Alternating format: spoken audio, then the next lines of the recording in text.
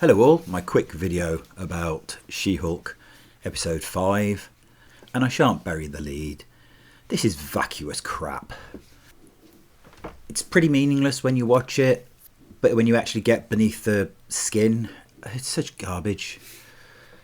So it starts with a Titania advert for She-Hulk cosmetic line, which Jen discovers on a TV in her apartment, and then as she's driving to work, there's loads of adverts on the radio and a billboard kind of advertising She-Hulk products by Titania. Next scene, she's in her apartment, her brother bursts in with boxes, and it turns out that he has knockoff She-Hulk stuff by Titania and wants her to sign it. She obviously explains that somebody else has trademarked it, and he decides to explain to her what happens with trademarks. Call back to the first episode where men explaining things that I know more about. It's like, oh my god, it's so on the nose, this show. I mean, thank God it's got Titania Maslany in it, who's the only thing that really keeps it going, because she's got real proper charm and charisma. Jen goes to see Titania, jumps the queue with her friend Nikki. I've discovered what her friend's name is. It's Nikki. To face off against her, and it goes as you'd imagine. Titania just kind of dismisses her. And that's that. Now back in the office, there's a conversation between Nikki and Jen in her She-Hulk form, where Nikki says, I didn't think you liked being called She-Hulk. Jen says, I don't. But there are benefits to being She-Hulk.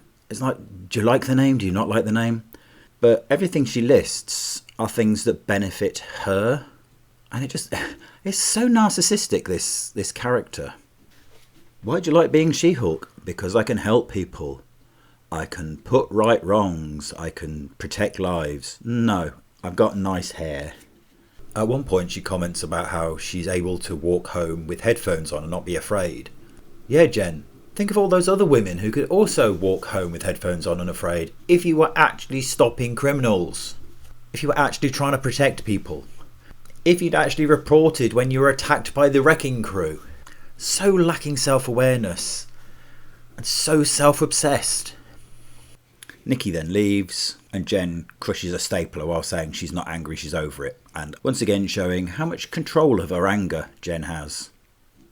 Anyone remember that? Remember that whole conversation about controlling anger? No, clearly not. Now follows a weird scene with Nikki and the male lawyer whose name I don't know. And once again, he's had a complete personality change.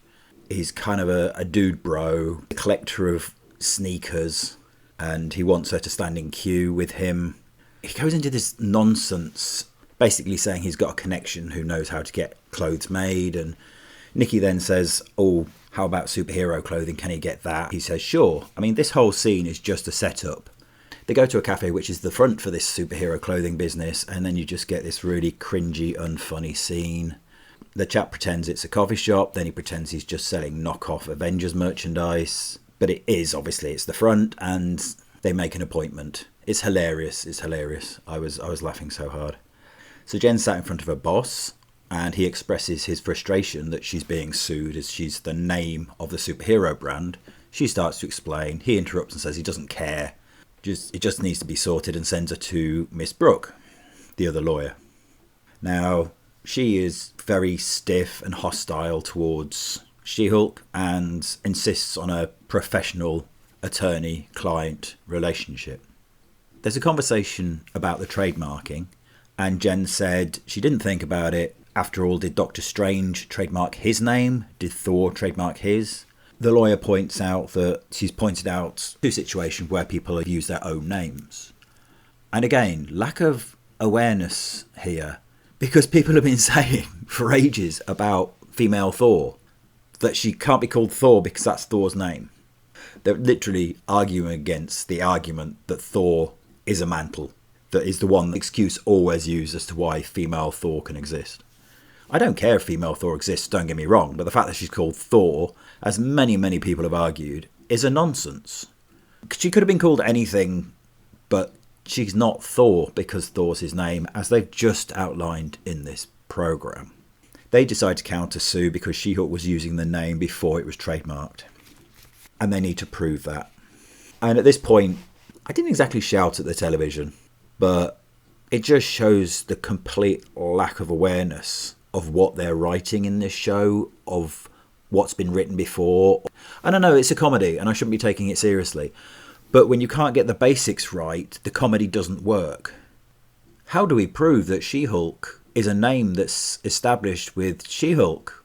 Well, maybe the fact that she's working for a firm that hired her as She-Hulk, and she's the head of the superhero division of that firm as She-Hulk. Literally your own company proves that she's used the name before. You couldn't make this up, you really couldn't. There's constant jokes throughout it about how she dressed, because obviously she's wearing suits that are too big for her because it's all she can get to fit her frame, and this is a constant repeated joke. However, this one actually has a purpose, and it's such an exciting plot in this, it really is, because Jen's going to go and buy a suit. So the court case happens again. It's as light-heartedly done as it was in the previous episode. I don't really have a problem with that because that's what we're used to. I mean, it's nonsense and it's badly constructed, but that's just bad writing.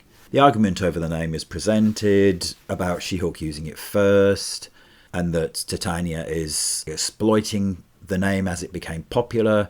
Weirdly, Titania is acting like a sober Madison. It's really odd. Do they only have a handful of characters to pick from in their little sack of writing? They present evidence, which is a video of She-Hulk saying she doesn't like the name, she doesn't want the name, and she won't answer to it. Miss Brooke then presents a counter-argument where She-Hulk says, in the interview she had on television, someone came up with that name, it's my name, and whether I like it or not, I'm stuck with it. And the judge asks for more proof and says there's going to be a recess. So then there's the exciting part of the story where She-Hulk goes to get a suit. The person who makes the suits is your stereotypical catty male fashion designer. It takes a bit of persuading because he's up himself. Her friend Nikki persuades him by saying you need to make a suit that fits her when she's Jen, and then again when she's She-Hulk, which piques his interest. Skip again, She-Hulk and Nikki are walking back into the office. One of the weirdos from the date is talking to Miss Brooke, and he's creepy again. And she ends up agreeing to meet up with him again. And there's a little joke about how easy she is to persuade. Quick cut again, and Jen is outside having lunch, chatting to Nikki about this chap and about dates and how these people went out with She-Hulk, and realises that she created the dating profile and dated people as She-Hulk, and therefore can establish previous use of the name. Jen, you work for a firm who hired you because your name is She-Hulk and you're the head of the superhero division. Seriously. So all the dates testify. Their dicks about her are all creepy because it's pretty much all this show does. Then the bloke she bumped ugly with testified what connection they had, and then is asked if he would have dated Jen as Jen, and he says no. Obviously because he answered a dating profile for She-Hulk, so he wanted to date the woman he saw in the profile, because she wrote a completely different profile under She-Hulk than she did under Jen. So why would he want to date somebody whose profile he didn't answer? I don't think they understand that, especially because there's a bit later where Miss Brooks says to Jen, you deserve better than him, even though he's good looking. After that, they win the case. The judge gives the rights to the name She-Hulk to Jen, and then one of Jen's dates decides to crack on to Titania. The two lawyers go for a drink, and now they're besties. It's that quick. This writing is so shallow. This scene is about, yay, we're besties and let's denigrate men. It is so on the nose, this bit. Again, I'm sure there's plenty of people sort of saying, it's not anti-male. Oh my God, this scene. If you can watch this scene and not think that it's anti-male, you really are suffering from cognitive dissonance or something. Final scene. She-Hulk goes to pick up the suit, and he's made several suits. She goes into a little changing room. He passes a suit through, and she's like, oh my God. Then he passes what we presume is a super suit through, because it's hinted at. The fashion designer says, who left this out? And there's Daredevil's cowl. Get onto that in a second. We don't see Jen's suit. You might think that's irrelevant, but the subplot in this is about Jen getting a new suit. And then you don't get a payoff. That's basic writing. You set something up, you have to pay it off. And the payoff is seeing Jen in the suit. But you don't see it. It's just... Who's writing this? And the thing that annoyed me most about the Daredevil Cow, and don't get me wrong, superheroes need someone to make their costumes for them, I get that.